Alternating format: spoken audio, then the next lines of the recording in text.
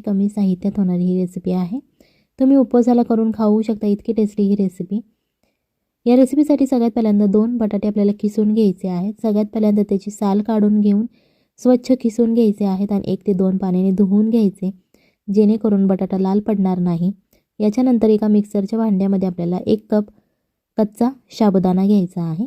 या रेसिपीसाठी तुम्ही साबुदाणा भिजवण्यासाठी विसरला असाल तरीही चालेल, कारण ही रेसिपी कच्च्या साबुदाण्याची आहे। हा साबुदाणा आपल्याला मिक्सरमध्ये बारीक करून घ्यायचा आहे आणि एकदम पिठासारखा करायचा नाही, जाडसर असंच आपल्याला हा बारीक करून घ्यायचा आहे, जेणेकरून तो लगेच बारीक होईल आणि रेसिपीला पण चव देईल। तिखटपणा येण्यासाठी आपल्याला इथे 2 हिरव्या मिरच्या घ्यायच्या आहेत। जर तुम्हाला तिखट जास्त आवडत असेल तुम्ही मिरचीचं प्रमाण वाढवलं तरीही चालेल, आणि जर तुम्ही ही रेसिपी तुमच्या लहान मुलांसाठी बनवत असाल तर मिरचीचं प्रमाण कमी केलं किंवा नाही टाकली तरीही चालेल। जो आपण बटाट्याचा खीस तयार केला होता तो मिक्सरच्या याच भांड्यामध्ये आपल्याला घालून घ्यायचा आहे। जर या भांड्यामध्ये बसत नसेल तुम्ही मिक्सरचं मोठं भांडं घेतलं तरीही चालेल, किंवा यामध्येच थोडं थोडं करून घातलं तरीही चालेल। चवीप्रमाणे मीठ घालायचं आहे। याच्यानंतर थोडंसं पाणी घाला, 3 ते 4 चमचे, आणि हे मिक्सरवरती आपल्याला बारीक करून घ्यायचं आहे। याची छान अशी पेस्ट आपल्याला बनवून घ्यायची आहे। अजिबात यामध्ये कुठल्या गाठी नाहीत राहिल्या पाहिजे, एकदम पातळ अशी आपल्याला पेस्ट बनवायची आहे। तुम्हाला दिसत असेल बघा, मग नाही, कारण यामध्ये आपण बटाटा खिसून घेतला होता। जर तुम्ही बटाटा चिरून घेतला असता तर आधीमध्ये असा बटाटा आपल्याला राहतोच कच्चा अख्खा। सो याच्यासाठी आपण बटाटा खिसून घेतलेला आहे। एका वाटीमध्ये आपल्याला अर्धा चमचा जिरे घ्यायचे आहेत, अर्धा चमचा मोहरी घालायची, आणि जर मोहरी तुमच्याकडे उपवासाला खात नसेल तुम्ही नाही घातली तरीही चालेल। याच्यानंतर 1 चमचा आपल्याला सफेद तीळ घालायचे आहेत। हे जे सफेद तीळ आहे ते तुम्ही भाजून घेऊ शकता किंवा असेच कच्चे घेतले तरीही चालतील। अर्धा चमचा लाल तिखट घालायचा आहे, म्हणजेच ही मिरची पावडर घेतलेली आहे, गरम मसाला नाही। थोडीशी हळद घालायची आहे, तुम्ही अर्धा चमचा घालू शकता किंवा चिमूटभर घातली तरीही चालेल।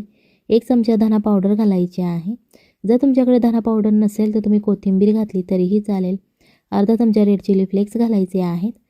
आता हे आपले सगळे मसाले घालून झालेले आहेत। याच्यानंतर हे जे मसाले आहेत ते छान असे मिक्स करून घ्यायचे आहे। तुम्ही हाताने करू शकता किंवा चमच्याने केले तरीही चालतील। इथे छोटासा पॅन घ्यायचा आहे, त्यामध्ये 2 चमचे तेल घालायचं आहे।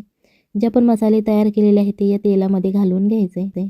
याच्यानंतर आपल्याला हे छान असं फ्राय करून घ्यायचं आहे, जेणेकरून तेलामध्ये मसाले भाजले जातील आणि छान अशी त्याची चव निघून येईल। मसाला घातल्यानंतर तुम्हाला गॅस बंद करायचा आहे, नाहीतर तुमचा मसाला करपून जाईल। सो मसाला जळायला खूप वेळ लागत नाही। सो एकदा तुम्ही तेलामध्ये मसाला घातला की गॅस बंद करायचा आहे। जे आपण पीठ तयार करून घेतलं होतं त्यामध्ये हे मसाला घालून घ्यायचा आहे। मसाला घालून घ्यायचा आहे, सगळा घालून घ्यायचा तुम्ही चमच्याच्या मदतीने। आता याच्यानंतर आपल्याला हे मसाला घालून झाल्यानंतर छान असं मिक्स करून घ्यायचं आहे, जेणेकरून जे आपण मसाले घेतलेले आहे त्याची चव आपल्या पिठाला लागली जाईल। हे एकसारखं मिक्स करायचं आहे, कुठेही दिसत असेल बघा, खूप छान असा आपल्या बॅटरला कलर आलेला आहे, कारण आपण यामध्ये रेड चिली पावडर घातली होती, लाल तिखट घातलं होतं, हळद घातली होती। सो त्याच्यामुळे हा आपल्या पिठाला कलर आलेला आहे। वास खूप छान येतो, कारण जिरे मोहरी वगैरेचा आपण तडका दिलेला आहे। सो ही रेसिपी नक्की घरी ट्राय करा। 1 ग्लास घ्यायचा आहे आणि त्या ग्लासमध्ये आपल्याला अशा प्रकारे पायपिंग बॅग लावून घ्यायची आहे। ही पायपिंग बॅग आहे जी केकवाले यूज करतात। जे आपण पीठ तयार केलेलं आहे ते आपल्या या पायपिंग बॅगमध्ये भरायचं आहे। पीठ भरताना एक गोष्ट लक्षात ठेवा की जेवढी तुमची पायपिंग बॅगची साईज आहे त्याच्यानुसारच तुम्ही यामध्ये पीठ भरायचं आहे। जास्त पीठ भरू नका, नाहीतर ते बाहेर येईल। मीडियम असं हे पीठ भरून घ्या, जेणेकरून तुम्हाला ही पायपिंग बॅग उचलता येईल। नाहीतर तुम्ही जर जास्त पीठ भरलं यामध्ये तर तुम्हाला पायपिंग बॅग उचलता येणार नाही आणि वरच्या बाजूने तुमचं पीठ बाहेर येईल। सो त्याच्यासाठी थोडं कमी भरलेलंच बरं असतं। अशा प्रकारे हे आता पीठ भरून झालेलं आहे।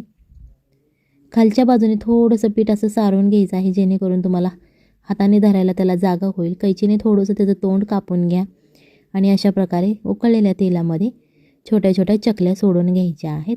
तुम्हाला जो शेप आवडत असेल तुम्ही तो करू शकता। इथे मी 3 पद्धती सांगितलेल्या आहेत। ही आहे पहिली पद्धत की तेलामध्ये डायरेक्ट तुम्ही अशा प्रकारे चकल्या सोडू शकता। मीडियम ते लो फ्लेमवर तुम्ही ह्या चकल्या फ्राय करून घ्यायच्या आहेत। हाय फ्लेमवरती फ्राय करू नका, नाहीतर ते वरच्या बाजूने करपल्या जातील आणि आतून शिजणार नाही। सो अशा प्रकारे या तेलामध्ये तुम्ही फ्राय करू शकता। आणि चकली तेलामध्ये घातल्यानंतर लगेच काढण्याचा प्रयत्न करू नका, ती तुमच्या चमच्याला चिकटली जाईल। जेव्हा ही चकली फ्राय होते तेव्हा ती स्वतःहूनच आपोआप वरती येते तेलावरती, तेव्हा तुम्ही समजून जायचं आहे की ही चकली फ्राय झालेली आहे. जर तुम्ही काढण्याचा प्रयत्न केला तर ती तुमच्या चमच्याला चिकटेल आणि तुटून जाईल. अशा प्रकारे आपली चकली फ्राय करून झालेली आहे. तुम्ही ही एका प्लेटमध्ये काढून घेऊ शकता. ही चकली काढताना टिश्यू पेपरचा सुद्धा तुम्ही यूज करू शकता, जेणेकरून जे एक्स्ट्राचं तेल आहे ते तुमच्या शरीरात जाणार नाही, टिश्यू पेपर शोषून घेईल. ही आहे दुसरी पद्धत. जी आपल्याकडे आलं खिसण्याची खिसणी असते ती अशी तेलामध्ये ठेवायची आहे 1 ते 2 मिनिटे, जेणेकरून ही खिसणी गरम होईल. तुम्ही चमच्याच्या मदतीने सुद्धा याच्यावरती अशा प्रकारे तेल टाकू शकता, जेणेकरून ती लवकर गरम होईल. 2 मिनिटानंतर तुम्ही ही खिसणी तेलातून बाहेर काढायची आहे. खिसणी बाहेर काढताना लक्षपूर्वक काढा, नाही तर तुमच्या हाताला चटका बसेल, जो तुम्ही कपड्याने वगैरे धरू शकता. पण ही सोपी पद्धत आहे.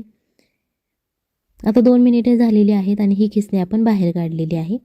याच्यानंतर जेवढा भाग तुम्ही तेलामध्ये ठेवला होता गरम करण्यासाठी तेवढ्या भागावरती अशा प्रकारे चकली घालून घ्यायची आहे आणि नंतर ही तेलामध्ये सोडून द्यायची. जेव्हा ही चकली शिजली जाईल तेव्हा ही चकली आपोआप सुट्टी होईल. काढण्याचा प्रयत्न करू नका, नाही तर ती तुटली जाईल. मीडियम आचेवरती तुम्ही ही चकली फ्राय करू शकता. ही झाली दुसरी पद्धत. आज आपण 3 पद्धती बघणार आहोत. पहिली पद्धत मगाशी बघितली, ही आहे दुसरी पद्धत. सो अशा प्रकारे सुद्धा तुम्ही चकल्या करू शकता. आता बघूयात आपण तिसरी पद्धत. तिसरी पद्धत म्हणजे तुम्हाला माहीतच आहे की कुरकुरे वाकडे तिकडे असतात, त्याचप्रमाणे माणसंसुद्धा कधी कधी वाकडे तिकडे असतात. सो माणसांचे स्वभाव वाकडे तिकडे असतात. तेल पहिल्यांदा गरम करून घ्यायचं आहे आपल्याला. ज्याप्रमाणे आपण पहिल्या 2 पद्धतीसाठी तेल गरम करून घेतलं होतं तसंच गरम करून घ्यायचं आहे. ज्याप्रमाणे कुरकुरे वाकडे तिकडे असतात त्याचप्रमाणे तुम्ही अशा प्रकारे याचे कुरकुरे बनवू शकता.